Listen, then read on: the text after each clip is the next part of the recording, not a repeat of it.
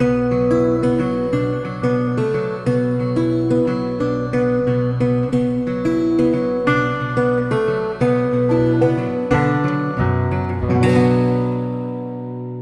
you ever asked ChatGPT, why am I so stuck? I know more people are doing so these days. When your brain is spinning and your nervous system is in survival mode and you're too burned out to even call a friend back, asking AI for help might feel easier than asking a real person. And that's exactly what we're talking about today. Welcome back to the Mental Path Podcast. I'm Dr. Gretchen Gavero, a psychiatrist balancing a busy clinic with being a mom and a wife. When it comes to wanting to make it through the day while still aiming for calm and joy, I'm right there with you. And I love blending practical mental health strategies with medical science, psychology, and personal development tools to do that and feel better. Over the past few episodes, we've been talking about some really helpful stuff, more specifically, challenges that many high achievers face. We've explored why you might be stuck in survival mode, that flatline burnout where you answer, how are you with, I'm fine, but you're really not, and how decision fatigue can leave you feeling paralyzed by even simple choices. When you're overwhelmed, burned out, and exhausted, you might just want to turn to whatever feels accessible, and increasingly, that's AI. More and more, my patients are even asking, is it weird I asked ChatGPT for advice? Or expressing something along the lines of, it actually helped. Is that bad? And each time I think, asking ChatGPT, of course you did, and that's okay. Once the brain has an emotionally charged question, it wants answers now. When you're in survival mode, when you're burned out, when even deciding how to handle a tough situation feels impossible, of course you turn to something that's available 24/7 and not wait for your next appointment. AI is here, and people are using it for questions they're not ready to voice out loud. I get it, and I'm not here to shame that. I actually want to help you use it in a healthy way that supports your mental well-being. Let's explore how to use AI for mental health support thoughtfully because it can lead to confusion if we're not careful. We can end up down rabbit holes or get advice that completely misses the mark. For context, I'm a psychiatrist, I'm a medical doctor, and my expertise is in mental health. In my clinic, I don't just prescribe medications or address medical concerns. I also do a lot of psychotherapy. And what that means is that I spend a lot of time helping people understand their thoughts, emotions, and patterns, guiding them to shift those patterns to support better mental health. I use frameworks like CBT or cognitive behavioral therapy, mindfulness, and psychodynamic work, depending on what the person needs. But at the core, I'm helping people build skills, cognitive emotional skills, and self-awareness habits. Because when you're struggling with something like depression, anxiety, or chronic burnout, those skills matter. It's not just getting good sleep, sunlight exposure, or cold plunges. It's not just deep breathing. Okay, now I'm also a technology fan. AI is fascinating. There are pros and cons, but I actually enjoy AI quite a bit. It's fun to see what it will give me if I ask a question. Sometimes I test what it will tell me if I ask, how should I go about this? Or how should I think about this? Why? Because I know my patients are doing the same. As a healthcare provider, I want to be ahead of that and guide my patients in interpreting this information so they use AI in a healthy way. AI can be helpful or risky depending on how it's used. So, out of curiosity, I asked ChatGPT, what are the top 5 questions people asked you in the past month about mental health? And sure enough, it's things like, can you help with depression or anxiety? How do I support someone who's struggling? What's a good self-care routine? And yes, lots and lots of relationship advice. This makes total sense. Relationships are central to mental health, and when people don't feel seen or supported, they usually turn to AI to make sense of things. Look, we've got this incredible, always available tool in our hands. It's tempting to treat it like a digital therapist, but it's not a replacement for your therapist or psychiatrist. The caveat too is, you also need to make sure that you have a good provider, and that's something we can talk about in another episode, how to look for a good mental health provider. Okay, back to AI. Even when it comes to depression or anxiety, there's a variety of ways these conditions show up for people. ChatGPT, Claude, Alexa, Siri, They all rely on words that you enter to craft the response. AI can give you definitions, explain cognitive distortions, even offer genuinely helpful journaling prompts. But AI doesn't see your face, hear the tremor in your voice, or understand your history, trauma, and unique experiences that I would be able to do in real life. That's very different from having a mental health professional like me actually sit in front of you. If you're my patient or we're working together in some other capacity as your therapist, when I'm with you in session, I'm integrating not just your words, but many other pieces of information. A mental status exam focuses on how you're stringing your words together, your facial expressions, your body language. Even the cadence, volume, and pitch of your voice makes a big difference. Believe it or not, scent can even play a role in that. I can smell that alcohol or cigarette when we're in the room together, and even that could be relevant in your care. If I've been seeing you for a while, I have a whole bank of history available to put your current experience into context. But there's even more to it. As a psychiatrist, I'm trained to look at mental health through three interconnected areas. One, your physiology. How's your sleep, hormones? Are you on medications that might be affecting your mood? Have you had a recent illness? Your brain is an organ, and what's happening in your body directly impacts your mental state. Number two, your psychology. What are your thought patterns, your coping mechanisms? How do you process emotions? What's your relationship with vulnerability? Number three, your social environment. What's your support system like? Your work culture, your living situation? Are you dealing with financial stress or isolation? Your environment shapes your mental health in profound ways. AI gets none of this in context unless you actually type all of that in. It doesn't know that your anxiety might actually be connected to untreated sleep apnea, or that your relationship struggles stem from attachment wounds, or that your depression got worse after you moved away from your support network. Again, unless you type in some extra information. In my sessions, something might come up and I would remember relevant information from 10 sessions back or 3 years ago that we need to integrate in your care now. Here's a hypothetical scenario.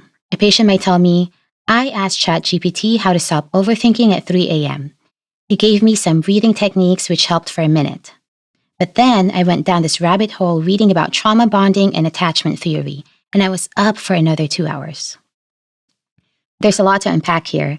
Why was this person even awake at 3 a.m.? What was their body telling them? What had happened earlier that day? Let's say it was a fight with their partner, not eating dinner because they were upset.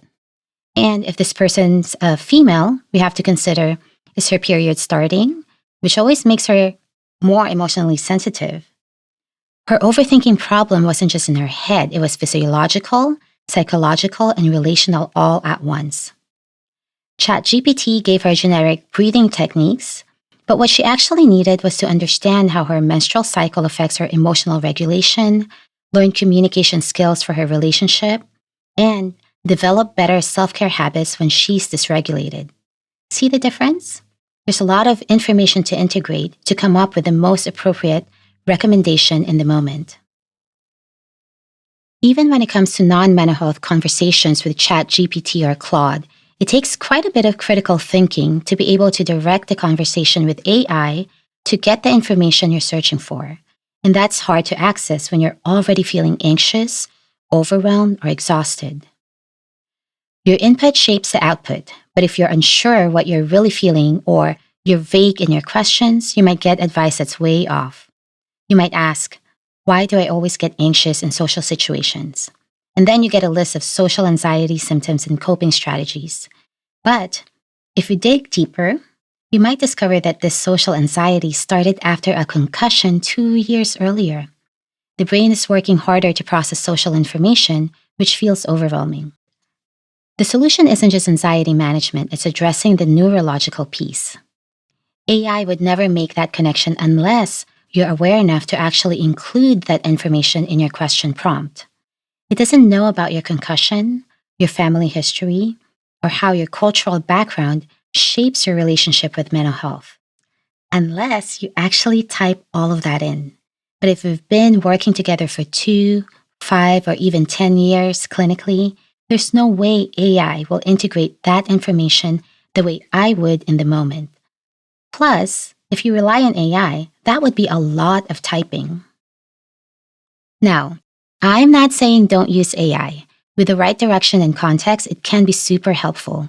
And honestly, some of the best sessions I've had recently came from someone saying, I asked ChatGPT what to do about my relationship, and I'm not sure how I feel about the answer. Yes, let's talk about that. Let's explore what the answer meant to you, what it got right, what it missed, and what it triggered emotionally. When you bring that into therapy, it enhances our work together. We're connecting what you're learning outside the room to what's really happening inside your mind and heart. When a patient tells me, hey, I asked ChatGPT what to do about my anxiety, I don't shut that down, I lean in. What they're bringing me isn't just AI output, it's a snapshot of how they're thinking, what they're struggling with, and what kind of support they're seeking when I'm not in the room. That's powerful. Here's how I actually use that content to deepen our work together. Number one, we talk about it openly. What made you search that? What did the answer stir in you? Was it validating, confusing, surprising? This gives me insight into the inner world that helps us build emotional language around what they're dealing with. Number two, we evaluate it together. I say something like, let's read this together. Do you think this fits your experience? We'll look at whether the advice is accurate, relevant, and most importantly, does it make sense for where they are right now in treatment? This turns into a collaborative and fun process. Number three, we zoom out and add context. AI doesn't know your trauma history, your support system, that you're postpartum, or that your dad just got diagnosed with cancer. I help you place the advice in the full picture of your psychology, physiology, and current life experience. Number four, we'll look for gold, those pearls.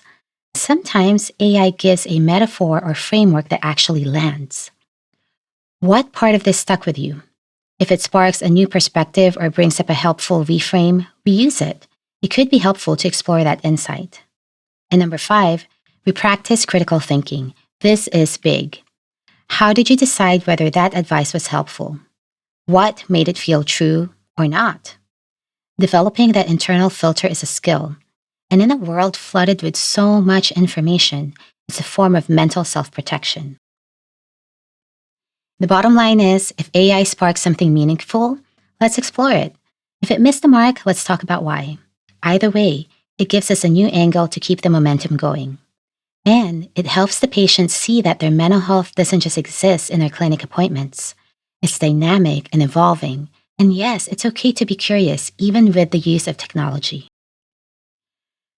So if you're going to use AI for mental health questions, here are some strategies and tips on how to stay grounded. Remember, it's working with limited information. AI only knows what you type. It doesn't know about your sleep, your hormones, your living situation, or your history. It cannot give you deeper insight unless you type in some of that information. Notice what you do with the information as well. Do you feel empowered or do you spiral? Does it spark curiosity or send you down rabbit holes? Your reaction tells you something important. Bring in the responses into real conversations. You can screenshot interesting responses, journal about them, discuss them with people who actually know you. And always check in with your whole self first. So here's what you can do the next time you're tempted to ask AI. Pause first. Check in with your physiology or body function, psychology or mindset, and social experiences. For physiology, ask, when did I last eat? How's my sleep been? What's happening in my body right now?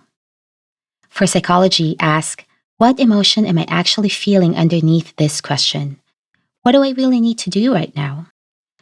Socially, ask, who in my life could I talk to about this? What's happening in my relationships and environment? Sometimes just asking yourself these questions will give you more insight than any AI response ever could in the moment. And if you do use AI, bring that conversation into your next therapy session or friend venting session. Let's explore what resonated, what felt off, what emotions came up. That's where the real work happens. The bottom line is, you're not just a set of symptoms to be treated. Remember that. You're a complete person with a body, mind, history, and connections. Your mental health is the result of all these aspects working together. AI can provide insights, but healing is a process that happens through relationships with yourself, others, and practitioners who can understand the whole picture of who you are and how you've grown over time. Okay, feel free to use these tools if they are helpful to you. Just remember, you deserve care that respects your complexity, your history, and your humanity. Take a moment to check in with your body and notice what you need today. Take a moment to check in with your mind. The goal here isn't about quick fixes, it's about gaining a deeper understanding of yourself. Thank you so much for being here with me today, and I will see you next week on the Mental Path Podcast.